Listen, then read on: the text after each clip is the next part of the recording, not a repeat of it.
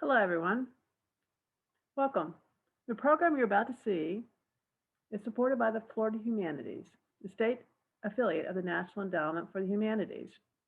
Florida Humanities funds and coordinates public humanities programs and publications that explore the people, places, and ideas that shape our state. In addition to the Florida Talks program, Florida Humanities provides grant funding to cultural institutions, brings traveling Smithsonian exhibits to rural and underserved communities, and publishes Forum, award-winning magazine. Private contributions are critical to sustaining the programs of Florida Humanities. For information on the organization and how to support it, please visit floridahumanities.org. We are here this evening to have a wonderful talk with our presenter, Lou Vickers. Lou, join me. Hi. I'm Renee. I'm on the board of the Friends of Wakulla Springs, and we're partnering with Florida Humanities to bring this really wonderful presentation. Let me introduce Lou. Lou is, thank you, Lou. She's been awarded the National Endowment for the Arts and Fellowship. She's also been the recipient of 2 Florida Book Awards and 3 Florida Individual Artist Fellowships for fiction. She has authored several nonfiction history books, and including Remembering Paradise Park, Weeki Wachee, City of Mermaids, which is why we're here, Cypress Gardens, America's Tropical Wonderland, and Weeki Wachee, 30 Years of Underwater Photography. Along with that, she's also a novelist. Lou, welcome. Thanks for coming and sharing your stories and photos tonight. Hello, everyone. My name is Lou Vickers, and I'm coming to you from Tallahassee, Florida, via Zoom. And I'm here today to talk to you about Weeki Wachee, the City of Mermaids. And most people want to know how I got started on the project of writing about mermaids. And what happened is I grew up in Chattahoochee, which is where the Florida State Mental Hospital is. That's kind of what it's famous for. But anyway, I grew up in North Florida, and my parents had 4 kids, so we didn't have a lot of money to travel around the state. So we kind of stayed up in the North Florida area. We would go to Panama City Beach and, go to the Miracle Strip amusement park and play goofy golf and stuff like that. But on one trip, I'm not sure exactly where we were, I saw a billboard for Weeki Wachee, and it had this giant mermaid on it. And it had the words breathing underwater. And that really got my attention as a child. And so basically, after I saw that sign, I would go back home to Chattahoochee, would go swimming at Lake Seminole, and we would always pretend, my sister and I would pretend to be mermaids in the water. And so when I grew up and started writing, I would write stories, and I would almost always incorporate a mermaid somewhere in the story, either a desire to go to Weeki Wachee or a mermaid sighting or something like that. So it was on my mind as a image. And so I started actually working on a novel about Weeki Wachee. I decided I wanted to write a bigger piece about it. And how I got intrigued by that was through Wakulla Springs, because Wakulla Springs has a connection to Weeki Wachee.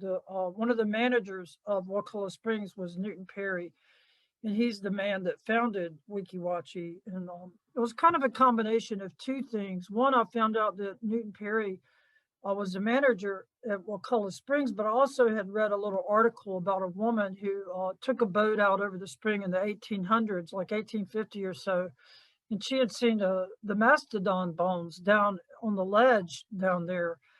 And she had written a little newspaper article that was published in the newspaper, and I saw that, and it was kind of intriguing to me to think, well, maybe she could be the great grandmother of a mermaid, So that's kind of how my original idea for a novel got started. And so I realized, of course, I'm going to have to go to Weeki Wachee. I've never gone.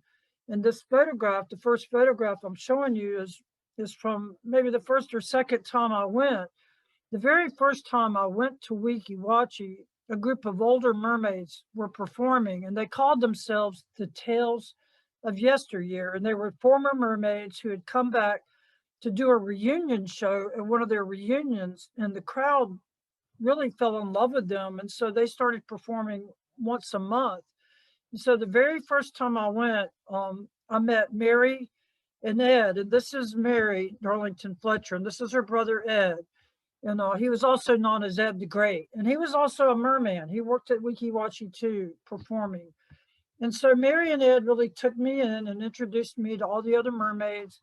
And the little kid in the picture is my son Elias, who's 22 now. So this was taken, this photograph was taken about 19 years ago. That's how long ago it was. So that's Mary and Ed. And they told me how they got started. And this next photograph is a picture of Ed.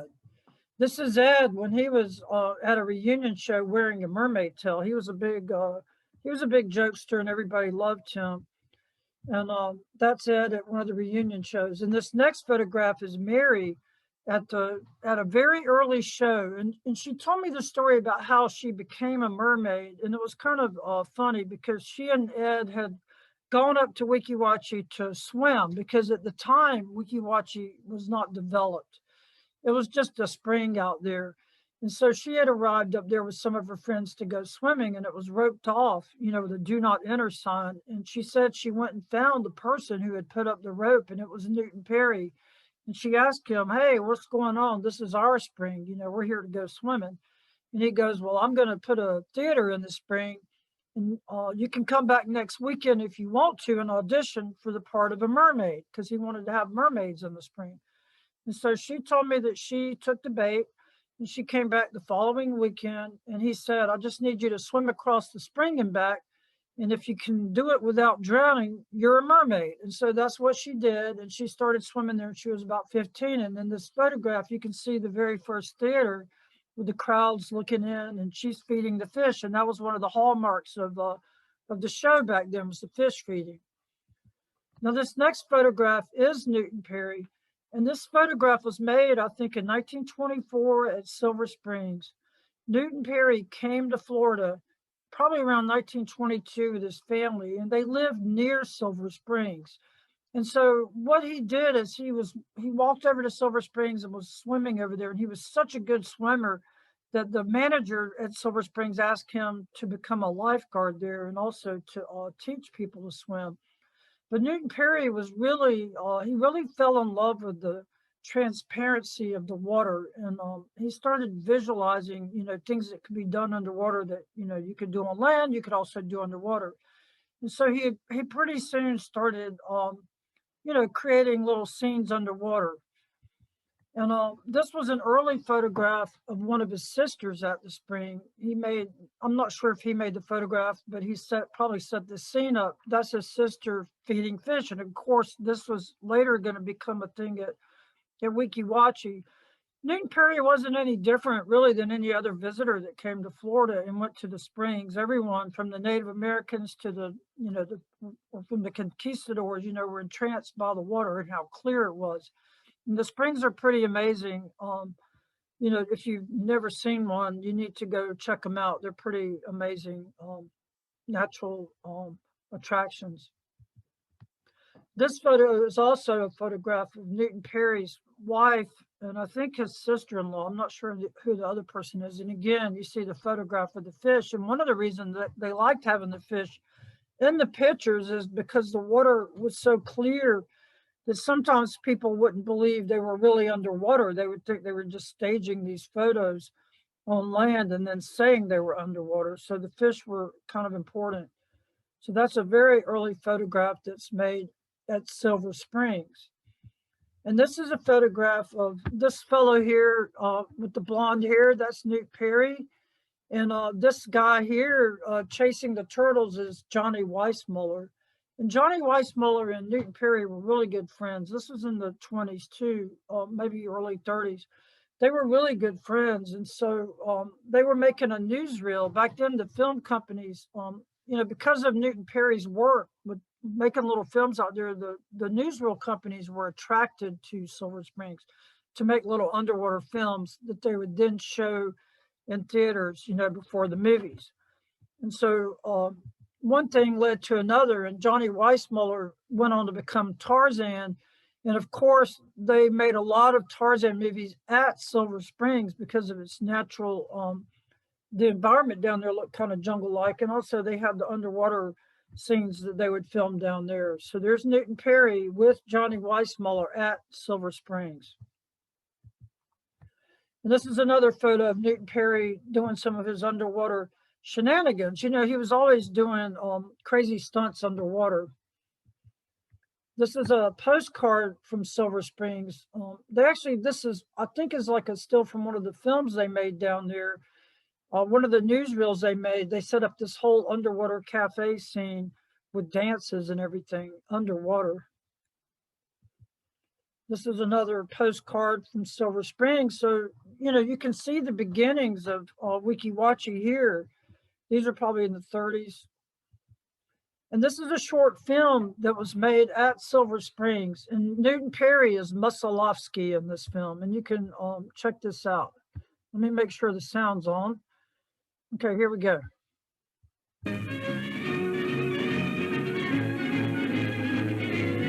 The lovely stretch of water and woodland known as Silver Springs, Florida, is the most perfect setting for underwater photography in the whole of America. As you sail up its tree-bordered reaches, you're amazed at the crystal clearness of the water and the smoothness of the submerged limestone rocks. Today, we're lucky enough to drop in while preparations are being made for a show, an underwater circus. And most of the props you'd expect to find in an earthly circus are being got ready for the depth. Setting up the scenery on the bottom is rather a wet job, so the stagehands wear tin hats to keep the water out of their ears. While they're going down, they get air by the pumpful.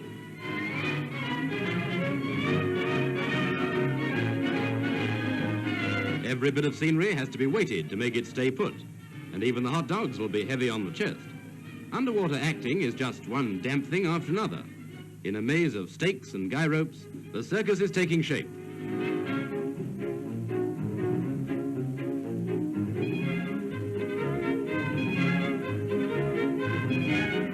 We know what to do if we feel hungry, but what happens if we feel dry?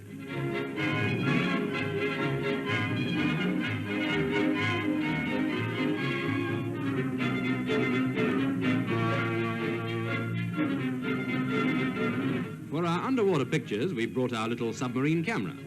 It fits onto a platform inside a steel cylinder, made especially to resist water pressure and the advances of brazen mermaids.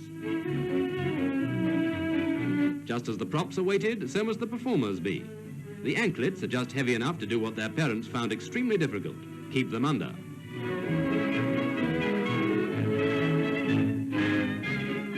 Even the garlands have to be made of leaden flowers.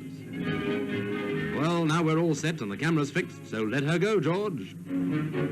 Swim up, swim up, swim up for the greatest, slickest, grandest, loveliest, daintiest, and wettest circus in the world.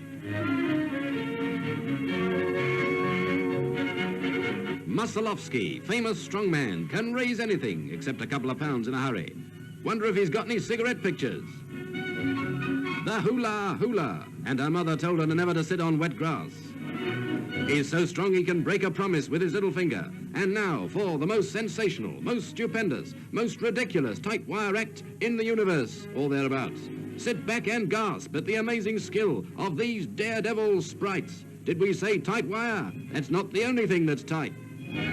Allez, up!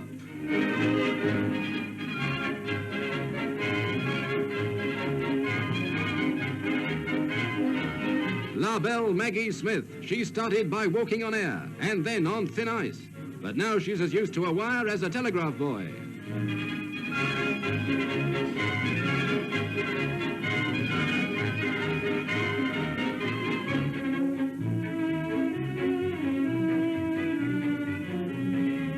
Did you ever see such a saucy seesaw? They may take a lot of money, but they can't take a single breath.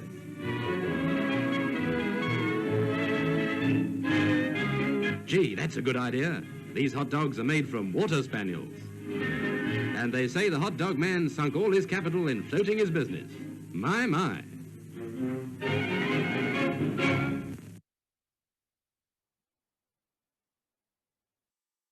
that was a film they made at Silver Springs, and you can see, you know, the young ladies putting on the weights on their legs. By the time Newton Perry opened Weeki Wachee, they didn't use weights like that. They would rely on their breath to keep them deep underwater.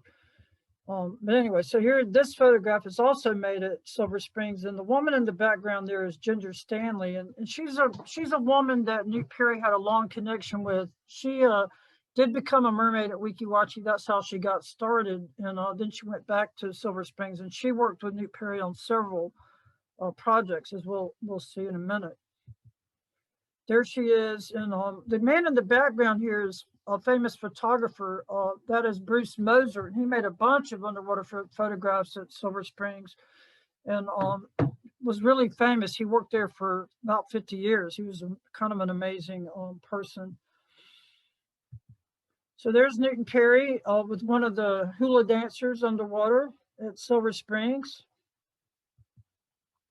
And then what happened is Newt Perry had made such a name for himself down at Silver Springs via the newsreels and, you know, all the photographs that were coming out of there. And he caught the eye of Edward Ball. And Edward Ball had opened the lodge at Wakulla Springs. He built the lodge in 1937. And in 1941, somewhere in there, he asked Newt Perry to come up and manage the lodge for him. He knew that Newt Perry would be able to really promote the lodge, and so he asked him to come up and do that, and so he did. And so one of the very first things Newt Perry did at Wakulla Springs was to go up to the Florida College for Women and to entice the Tarpon Club's synchronized swim troupe to come down and do some performances. And so this is a photo of the Tarpon Club, synchronized swimmers from Florida State College for Women at Wakulla Springs. And what they would do, this is a photograph. They also made newsreels with them too. They had one called the Campus Mermaids, and they would make little films out there. This is a shot from one of the films that they made with the Tarpon Club at Wakulla Springs. There's Newt Perry with some wannabe mermaids, I guess, at Wakulla Springs. And there's the synchronized swimmers actually performing, and you can see the film crew up on the dock out here filming them.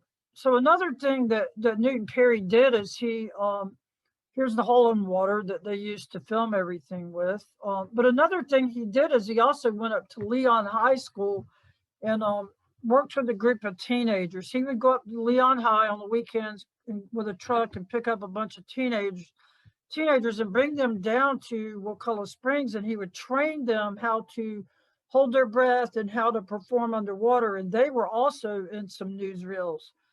And one of the things Newt Perry did is he sank these underwater airlocks. This is an airlock he built at Wakulla Springs and sank it into the spring, and then he's clearly fishing here. But he sank these throughout the spring, and the teenagers would learn how to swim in there, take a breath, and then come out and perform for the newsreel companies that were there at that time. In this photo, you can see a couple of teenagers in the film, in the shot with Newton Perry, going into one of these airlocks. And this is a couple of teenagers, obviously fencing at Wakulla Springs, and you can see the airlock in the background. I did read an article about how they had to take these out because a soldier got injured in one of these and almost drowned. And so they took them out because they were a little bit too dangerous for your average swimmer to use.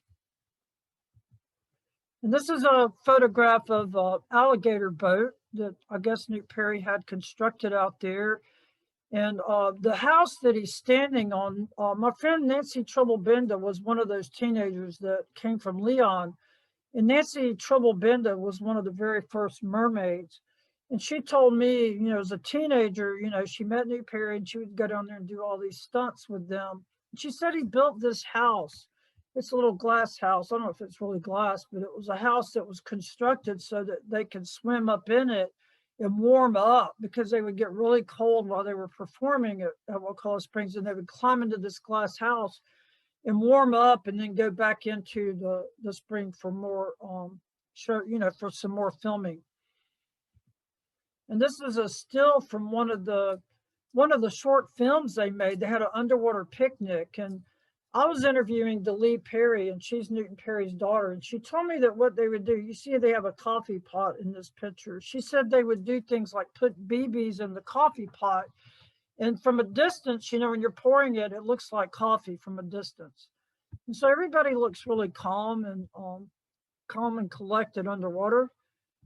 I wouldn't be looking that way. And these are two young ladies putting on makeup underwater. And I'm pretty sure this photograph was in National Geographic, I think. I'm not positive, but I think it was.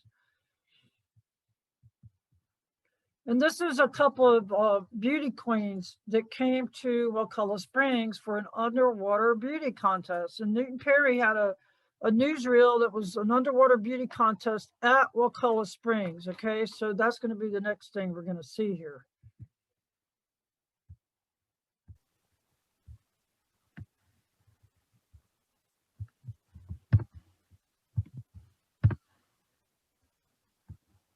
Yeah.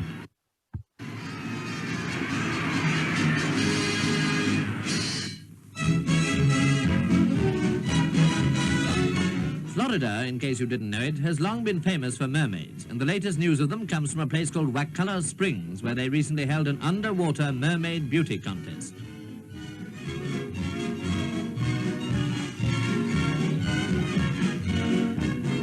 When the judges had made their decision, the mermaids insisted that the coronation itself must be held underwater, so one of the judges, rather ungallantly smoking a pipe, went down with Miss Mermaid to crown her as desired. How does he keep the pipe going underwater? Ah, well, you'd have to go to Florida to know the answer to that one.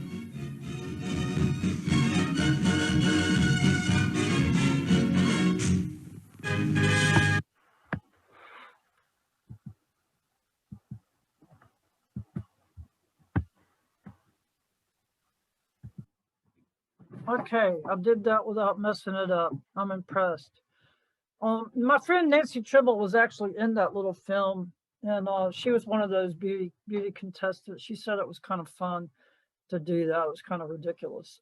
So anyway, so here's an elephant at Wakulla Springs, and so what happened was that when Newton Perry moved up to Wakulla to manage the lodge, the Tarzan films came with him. They started making some Tarzan films up at Wakulla Springs, but partly, you know, Newton Perry knew how to get locals to do the extras parts. He knew locations and things like that. So they moved up. They moved the Tarzan up to Wakulla Springs, and Johnny Weissmuller apparently, you know, stayed at the lodge while he was filming, and he would open up the windows and do his Tarzan scream out of the windows. And I read that he actually had dinner at the governor's house one night, the governor's mansion, and I guess the governor's wife asked him, would he do the bellow, and he did it. And the other story about Johnny Weissmuller was that he was, after filming, you know, he would head up to Tallahassee to Bennett's drugstore, where he would hang out up there. So he made himself at home at Wakulla Springs. And that's Newton Perry there in the water with the elephant. And here's that alligator boat again. And this is Newton Perry out here they're working on the Tarzan film here at Wakulla Springs. So that's what that scene is. And this fellow here that's obviously the creature from the Black Lagoon, but his name is Rico Browning. And he played all the underwater scenes in The Creature from the Black Lagoon. And Rico Browning was also one of those teenagers who met Newton Perry when he was a student at Leon High School. And so Newton Perry would go get him and Nancy and some other kids, bring them down and show them how to perform underwater. And it was because of his association with Newton Perry, he got the part of the underwater creature. And he was a college student by then. And what happened is Newton Perry was out of town and asked him, would he go to the airport and pick up the crew and then take them down the river. And so he did that. And they asked him, would he mind, you know, swimming in the water so they could get a sense of how it looked underwater there with a swimmer. And so Rico Browning has a very unique swim stroke. So when he was swimming, they thought, wow, he would make a good underwater creature. So they asked him, would he do the underwater parts in The Creature from the Black Lagoon? So he did. And also, you know, because of his association with Newton Perry and his his underwater performances, he also went on to work for Ivan Tors Studio. And Rico Browning actually wrote Flipper, the movie that became the TV show. He's the person that actually wrote that. And so he had a long connection with Newt Perry. And he also went back to Silver Springs and continued working down there. And there's Rico and Ginger Stanley. Like I said, they both met Newt Perry in different situations. You know, Ginger met him to become a mermaid at Weeki Wachee, and Rico met him when he was a teenager up in Tallahassee. So what happened is Newt Perry, throughout these years, his years at Silver Springs and then his years at Wakulla, you can see he's developing this idea of underwater performance. Like he's kind of finessed it really at this point. And so he was looking for a spring that he could have as his own. He wanted to sink a theater. He had this vision of sinking a theater into a spring, the edge of a spring, and creating a mermaid show. And so this man named Ed Carmichael, who worked at Silver Springs, or owned, I guess, Silver Springs, told him there's a couple of springs on the west coast of Florida, and one's called Chestatowhisky, which was actually Chassahowitka, and the other was Weekly Washing, which was Weeki Wachee. And when I was doing interviews with some of the mermaids who grew up down in this area, and they told me that they actually did do their laundry down at Weeki Wachee. This one mermaid said her mom would go up there every weekend and do her laundry. So I wondered if maybe they really did kind of jokingly call it weekly washing. So anyway, so Newt Perry went to Weeki Wachee. Rico Browning actually went with him. And they actually, when they dove into the spring, they found cars and baby buggies and mattress frames and all kinds of crazy things. And they lugged all that stuff out, cleaned the spring up, and then they started, working on the theater. And this is actually from later. I'm not sure I'll put that there, but that's later when they got Weeki Wachee as a name on the map. They actually incorporated it as a city to get the name on the map. This is a still from a little film that Newt Perry made. He also made films himself, and he made a couple little films down there with the mermaid show. So these are a couple of mermaids at Weeki Wachee. And this is one of the very first brochure, The Spring of the Mermaids. And Nancy Tribble, my friend from Tallahassee, she had a little show at FSU. I can't remember the name of it, but she had a show at FSU. And that's Nancy on the bottom there, doing the famous adagio pose at Weeki Wachee. And that's the pose they have on the statue out front. If you go down there, you'll see that statue, and it's the mermaids doing this pose. When Weeki Wachee first opened, they also commented on the background, the landscape. They actually called it the mountain underwater because the landscape was so beautiful down there. And the very first mermaids at Weeki Wachee didn't get paid. They just got paid in hamburgers, according to Mary Darlington Fletcher. She said they just paid them. They were teenagers for the most part. They just paid them in hamburgers, and they didn't get paid. They didn't start getting paid till much later. So here we have a scene inside the little tiny original theater, and that's Newt Perry with a film crew. And like I said, the film crews followed him all over the place because he had a knack for creating these really cool scenes underwater. And so it was like catnip to filmmakers. And that's my friend Nancy Tribble Bender right there. That's Nancy. She's carrying grapette into the water. And what they're going to do is they're going to stash this grapette in there, and they are going to drink it later during the shows. That was one of their acts they did in the very beginning. That's Nancy eating underwater. She was eating some grapes, I think, underwater. They would eat anything underwater. They ate spaghetti, watermelon, apples, celery.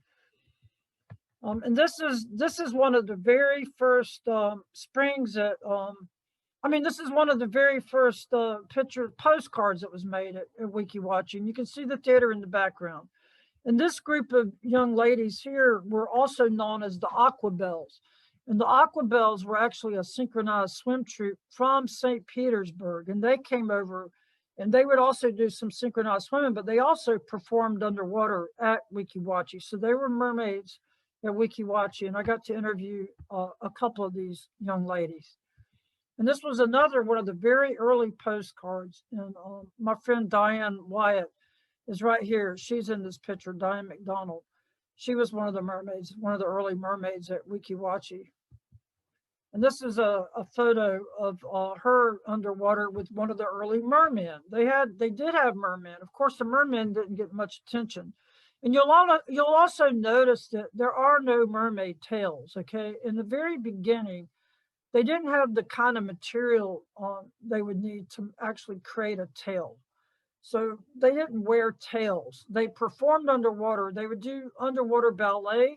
And it was a silent ballet because they didn't have music. They didn't have a sound system underwater or anything like that. And it was pretty amazing to the audience to see this because, you know, scuba was in its infancy. And so looking out into the spring like that was like us looking at someone landing on the moon. It was kind of spectacular to see this. And there's one of my favorite photos of Diane White McDonald underwater at Weeki Wachee. And this is another scene from inside the theater at Weeki Wachee. And you can see everybody's kind of on the edge of their seats looking out because it was pretty impressive to see. And you do see the air hose here. And that's another part is that Newton Perry, if you remember from that first film we watched with the underwater circus, they were wearing hard hats, the divers' hard hats. So Newton Perry actually came up with this idea of using compressed air in a hose, almost like the kind of hose you would put air in a tire. And so what they would do is bite the end of it and take a big suck of air, and then they would stay underwater and perform. So you really did get the illusion that they were really breathing underwater. I mean, you really could kind of suspend your disbelief for 45 minutes and really believe they were staying underwater the whole time, and that was really hard to do. Right after Newton Perry opened Weeki Wachee, literally probably days or even weeks after he opened it, he got a call from I think it was Universal Studios asking him, "Hey, we want to make a mermaid movie. Do you know a good location?" And of course he said, "Come on down to Weeki Wachee. You know, we have everything you need here." And so they did. They came down to Weeki Wachee with a film crew to make the underwater scenes for Mr. Peabody and the Mermaid. And the star of that film was Ann Blyth. And this is a shot of Ann Blyth with some of the Aquabelles. And there's my friend Diane right there. And they came down and they were getting autographs from her in this photograph. And there's Ann Blyth, Newton Perry, and her, and they sank a castle in the background because that was part of the movie set. And here's Ann Blyth and her mermaid tail. Obviously, once she put that mermaid tail on, there was no walking around, so I thought it was kind of funny. They had to carry her everywhere on a stretcher. And you can see one of the mermaid doubles in the background. And my friend Mary Darlington Fletcher also, they had 2 or 3 doubles, and Nancy was one of them. Nancy Tribblebender was a double, and Mary Fletcher was a double too. And they did construct a tail for the film. It cost about $20,000, and that's the tail.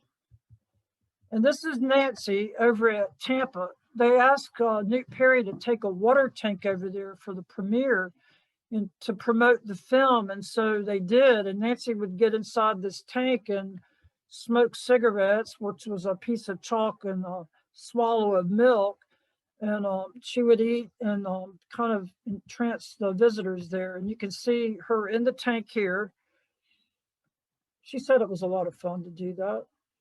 And this is a photo of Nancy in between her sets at the square there, and Newton Perry would carry her back and forth. And she told me how, you know, he would sit her in a station wagon and people would walk by and see her and they would talk to him. They wouldn't even talk to her, and they would ask him, "Hey, you know, have you tried taking her to a doctor to see if you can do anything to help her?" Because the tail was so realistic. They thought she really and truly had a mermaid tail on. And this is a really cool page out of Nancy's scrapbook. Nancy had the most amazing scrapbook, and I believe she passed away, and before she passed away, she donated her scrapbooks and her photographs to the Florida Archives, so they're held at the Florida Archives. And this is a curl off the mermaid wig, the pins, and the netting that was used on the mermaid wig. So that was a big deal for her. She was still a teenager at the time. And this is another photo, another slide that was made. And you can see people looking into the theater at the Mermaid underwater. And the sand and everything was really, so pretty back then. And the water was so clear at that point. And this is kind of what a typical show might look like in this photograph. And you can see the airlock in the background. That's actually an airlock. And you can see the hoses. And you can see that they did wear swim masks. They didn't always wear the swim mask, but they did a lot because it was easier. Obviously, you couldn't see without it. And also it would help save your eyes. One of the things the mermaids did say is after performing so long underwater, your ears might have issues. And plus you would get really cold because the water is so cold at the spring. And this is another shot of the feeding the fish at Weeki Wachee. And this photograph was made in 1947. They actually used this photo on the book that my friend Bonnie Georgiadis and I put together of photographs. And Bonnie worked at Weeki Wachee as a mermaid for 18 years. She worked longer in other roles, but she was a mermaid for 18 years. And she was really indispensable to me. I couldn't have probably done either of the books without her. But this photographer named Toni Frizzell, she's a fashion photographer, and this is one of the very first outdoor fashion photo shoots, and it was made at Weeki Wachee, and it's been used on album covers, and it's been used in multiple ways, but it's an iconic photo, and it was made at Weeki Wachee. And this is another shot of mermaids doing what they were doing, and you can see the landscape and how magnificent it is here. And I think having the theater sunk in the spring like that, people did get to have a view that they would have never gotten otherwise. Even from the glass bottom boat, you wouldn't have been able to get that view. So it was pretty impressive to people back in this particular time period in the late 40s, early 50s. And that's one of my favorite photos of Nancy. And she said this photo really exemplified what she loved about being a mermaid. She said it was the floating, flying feeling, and also this immense silence underwater. You could kind of forget everything and just be suspended. And a lot of the mermaids said the same thing, that that's what they really loved about performing underwater. Here's another mermaid eating an apple. And then you get a really good shot of the air hose here. And there were always fish up there. There's the bananas. They kind of narrowed their eating down to the bananas. Bananas were easier to manage underwater. And so they kind of stuck with the bananas. And this photo is of the youngest mermaid ever. And she was about 8 or 9 years old. And I met her son at a talk I was giving down at Apalachicola. And he had the scrapbook and he had a picture of his mom there. And she was friends with Walton Smith, and he was one of the co-owners or one of the co-founders of Weeki Wachee with Newton Perry. And this little girl would come down in the summer, and the mermaids taught her how to go underwater. She never actually performed, but they took photos of her feeding the fish here. So I thought it was pretty remarkable that a little kid had the nerve to do that. And this is angling toward the 50s, I guess. Weeki Wachee was becoming really popular. It became, in the beginning, it wasn't as popular because it was on, I think the highway it was on was a dirt road at the time. And Mary told me in the very beginning, they would have to flag cars down. And once they got enough people in the theater, they would do a show. And so it started growing in popularity. And this is a shot from Mermaid School, and I think this next video will give you a better idea of how the shows were. This is a show called Beauty in the Deep.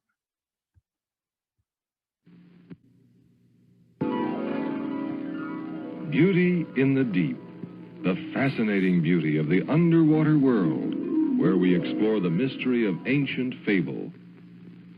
The fable of mermaids who live at Weeki Wachee.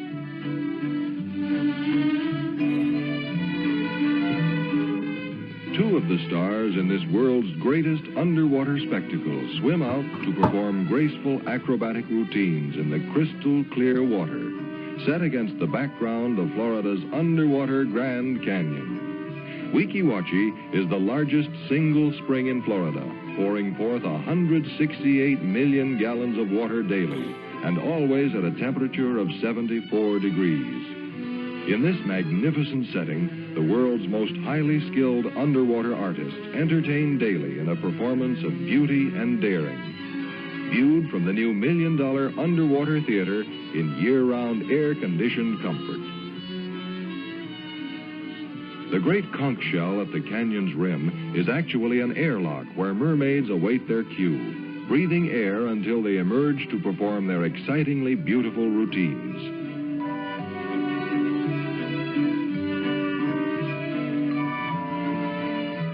Thrills that have been enjoyed by millions of people.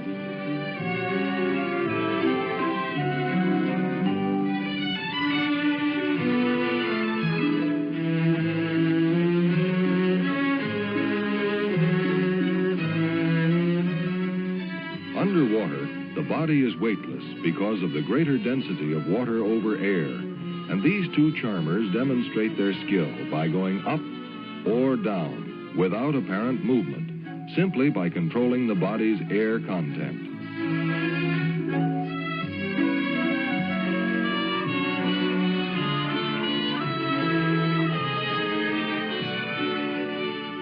Now, a pretty mermaid swims toward the theater to give us a closer look at one of the most unusual scenes ever filmed. It's snack time, and this proves that fish do not fear people. These friendly little fellows have learned that every hour during the day, at every performance, food will be served, and by such a charming hostess. Mermaids get appetites too. This is probably one of the most difficult feats of all the unique features at Weeki Wachee, actually eating underwater.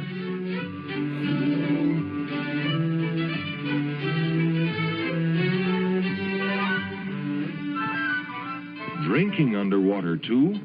Of course, but you have to be real thirsty.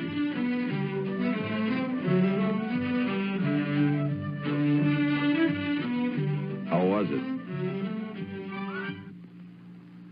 Now, a daring mermaid attempts a deep dive to the bottom of the canyon. She breathes hard into the mask to equalize the pressure on her ears.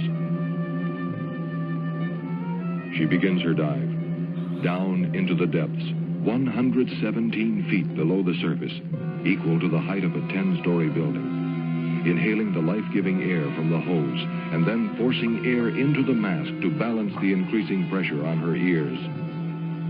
For every 33 feet she descends, the pressure on her body increases over 14 pounds per square inch.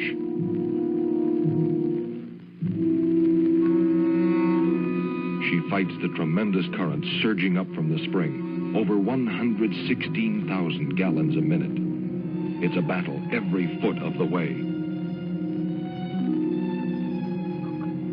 Now, at the bottom, wedged in the rocks to withstand the upthrust of the spring.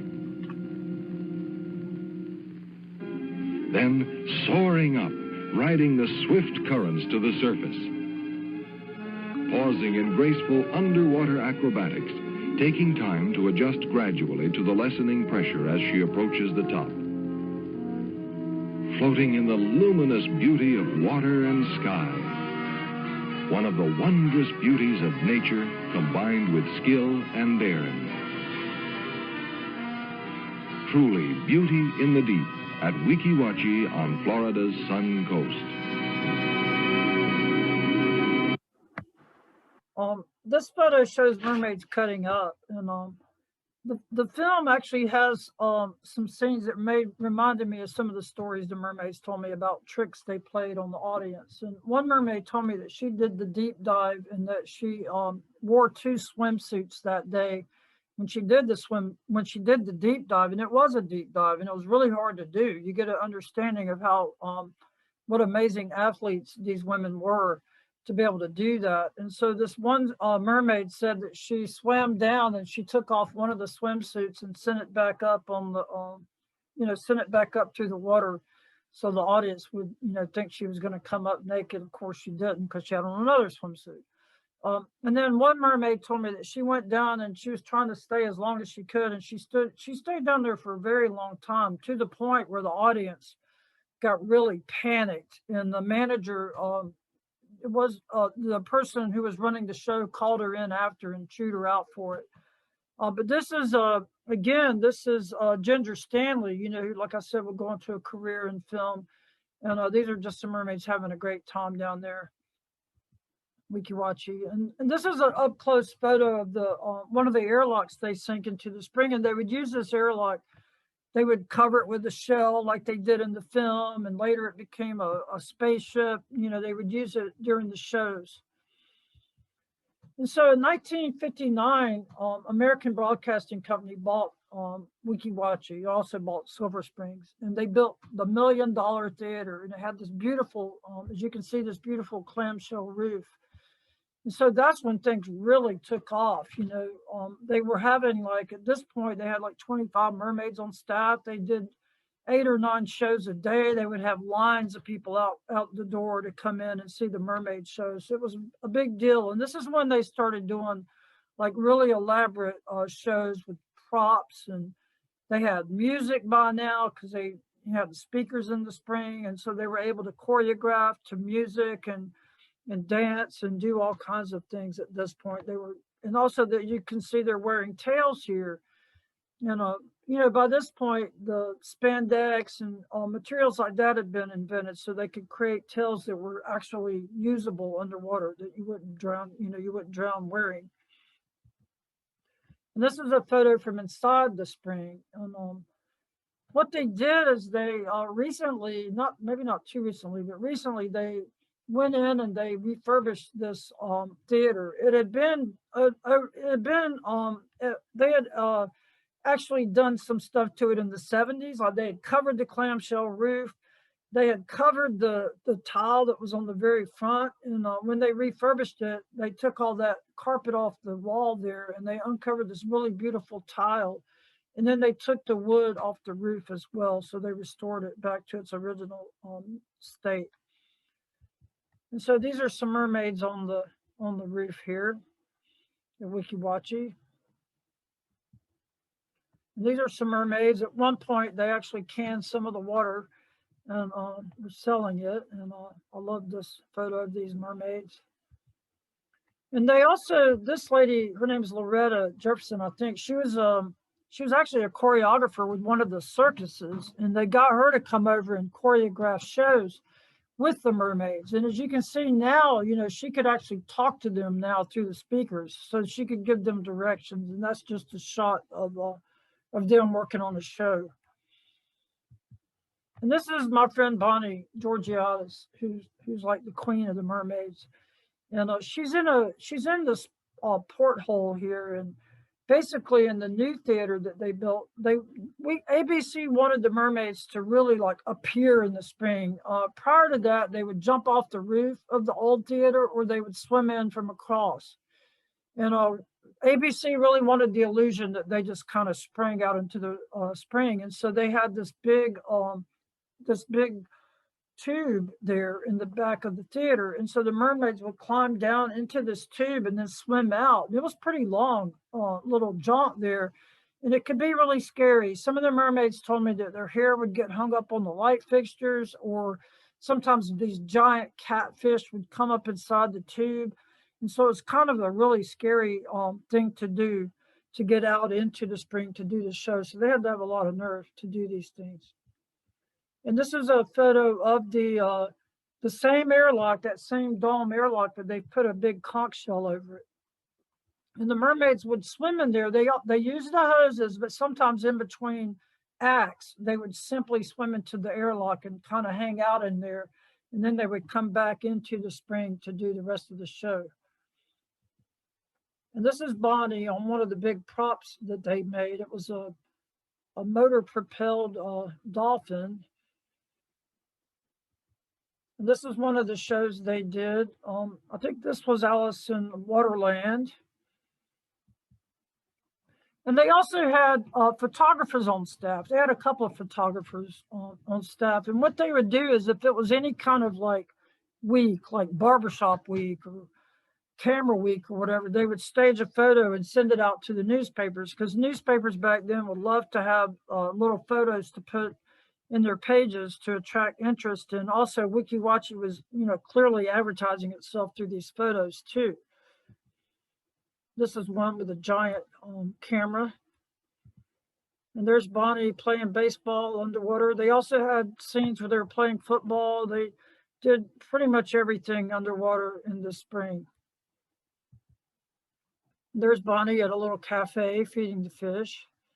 Now you notice they don't have weights, and that was the thing, is these mermaids learned to regulate their breath. And in the film, they showed them going up and down in what they called the human elevator. And basically they did it with their breath. They would exhale, they would sink, then they would take a puff of air off the hose and they would fill their lungs, and then they would float up. So and the shows were all performed about 15 feet under the surface. So they were literally kind of had this equilibrium in the spring as they were performing.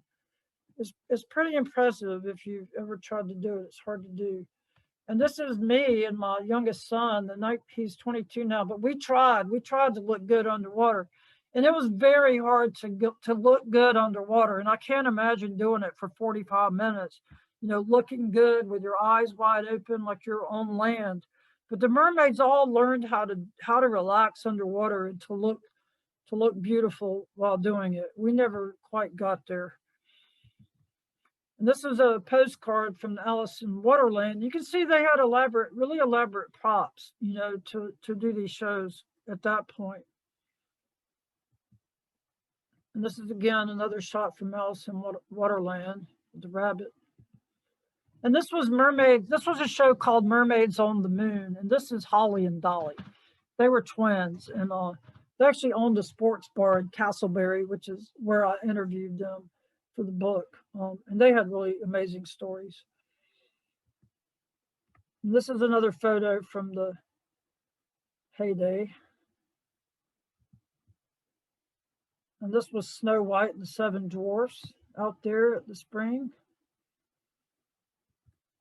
More bananas. They never did they still eat bananas to this day. So in drinking, and I was told, a lot of people ask me, how do they drink underwater? Apparently they take the Coke or the soda or whatever it is, and they blow into it, and it displaces the soda, and they kind of suck it all down in one big gulp. And I have never tried to do that because I think I would drown, so I haven't tried to do that.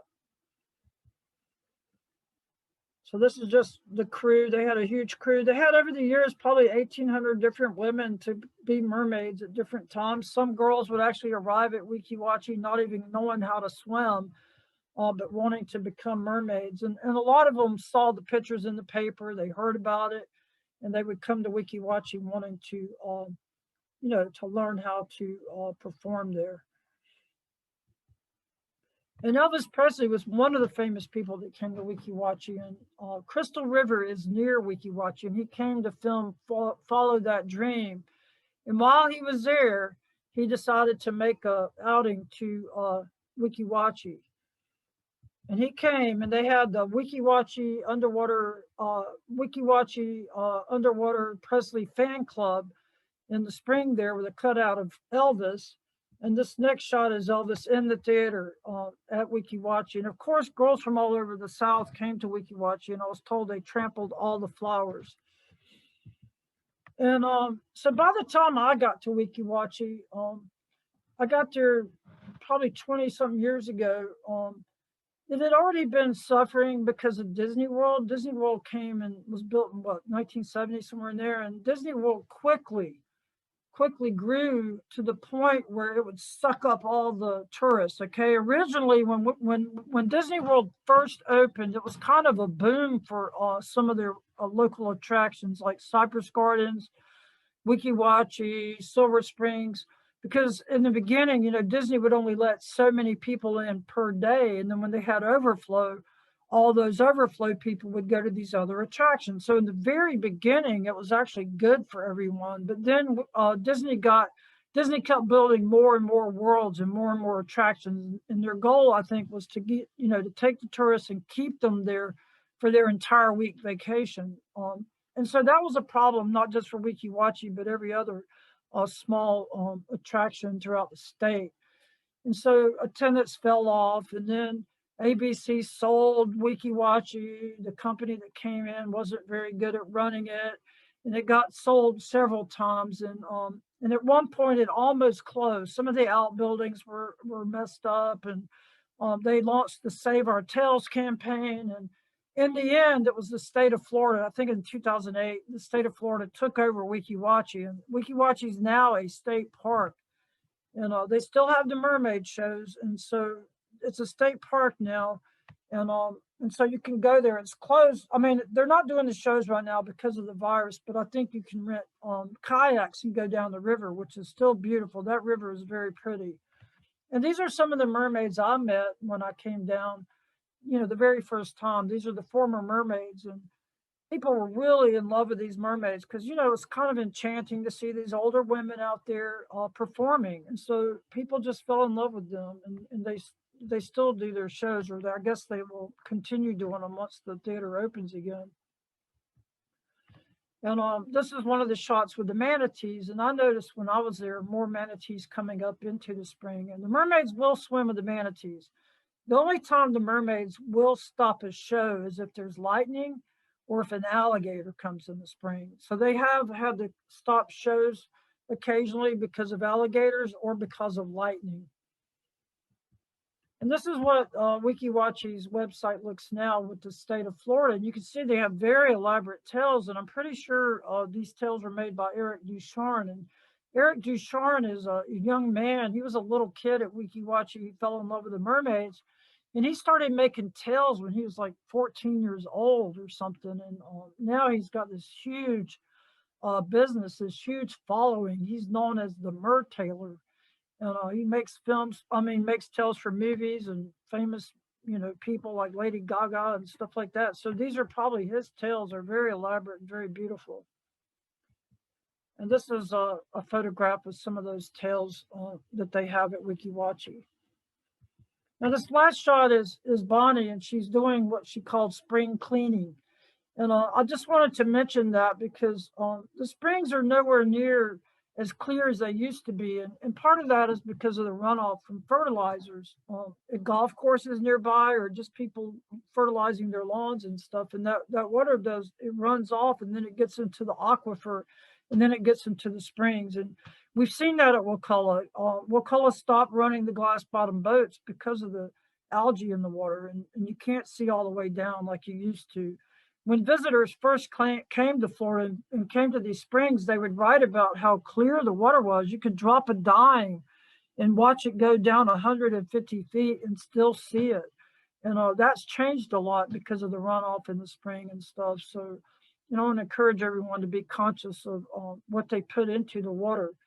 So, anyway, so that's my presentation and the connection between Silver Springs, Wakulla Springs, and Weeki Wachee. Okay, because Newt Perry, was at all of those springs, and he created this beautiful idea of mermaids, and the Weeki Wachee mermaids are iconic. Here you visited Weeki Wachee.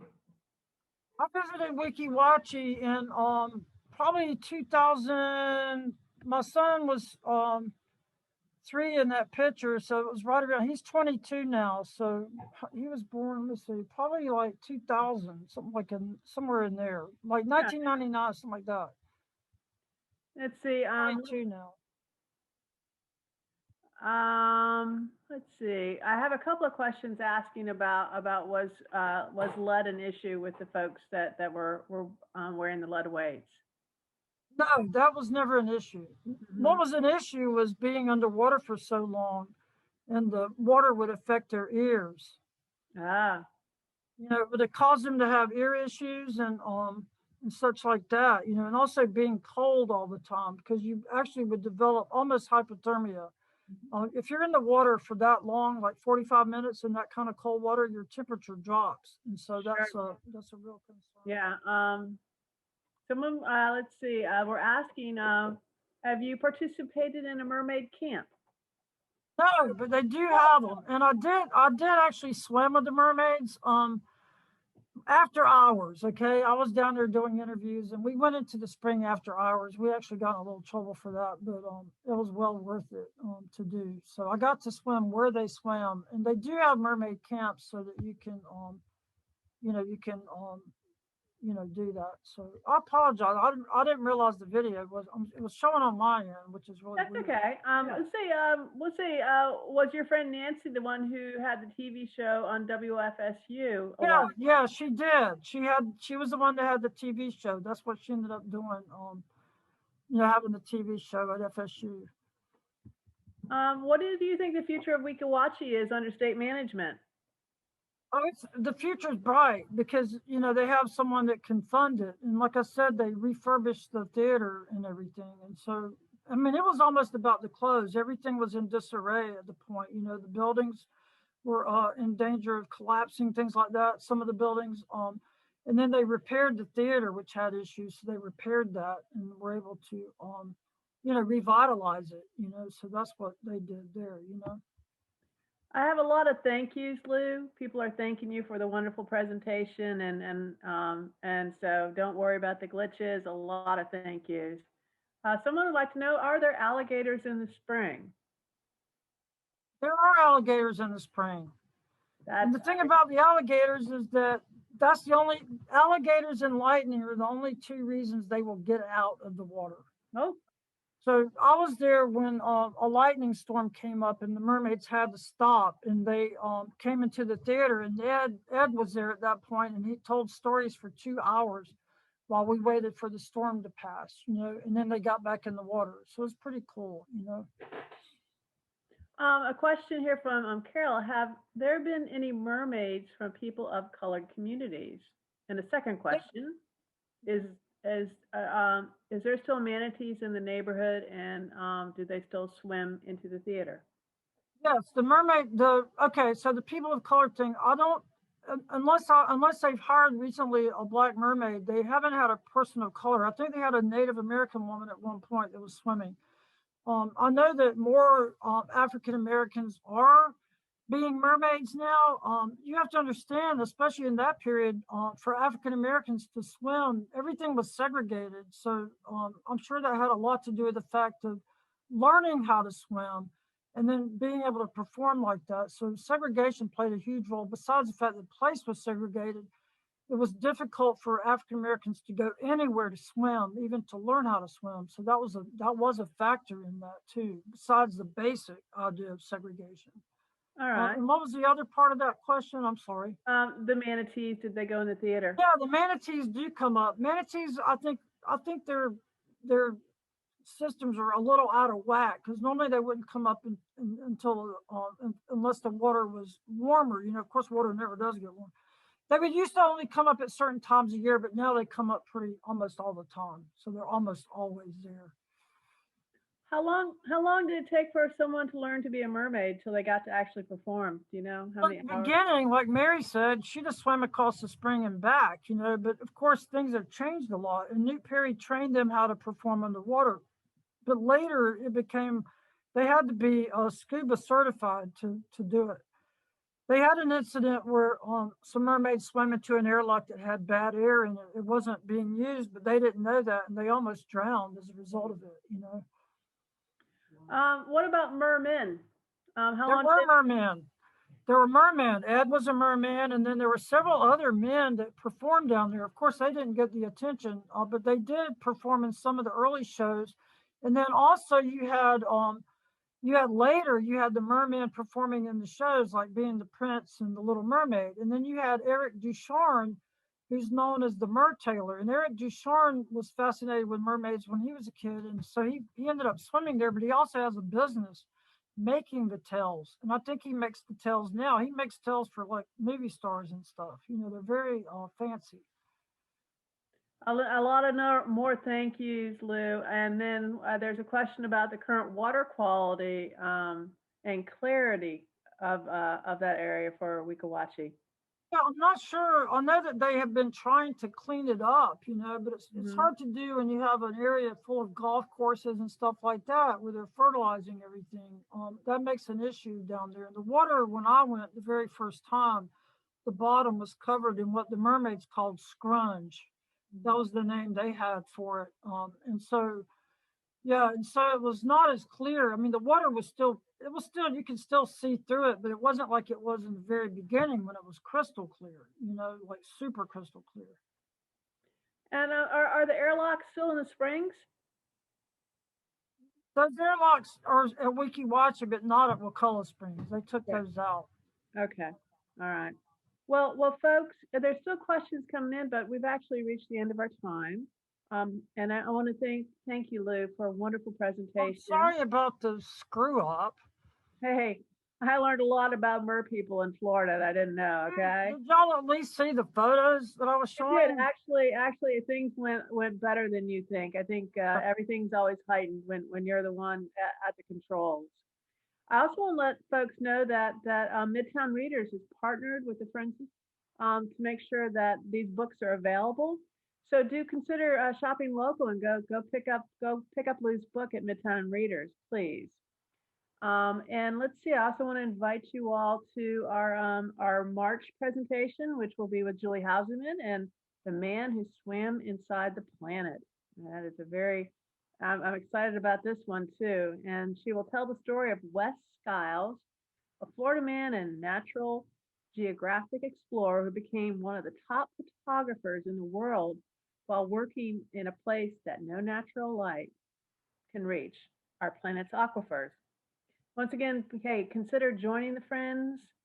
With that note, I want to remind you that we are having our annual membership a Sunday at 4 p.m. Go on to wakullasprings.org to join us. We'd love to see you. Lou, thanks a lot. No, and I wanted to say that the video that I showed is available on the Florida Memory Project. In Right. fact, they have 2 or 3 videos you can see there about the mermaids, and they're online, so they're easy to look at. And I'm not sure what happened with that, but And there it folks, went. hey, we can also include links to that. Yeah, we can definitely put some links up for that. We certainly can. And folks, everyone, enjoy the rest of the evening. Lou, thanks a lot. Yeah, And sure. we'll see you next time. Okay. Good night.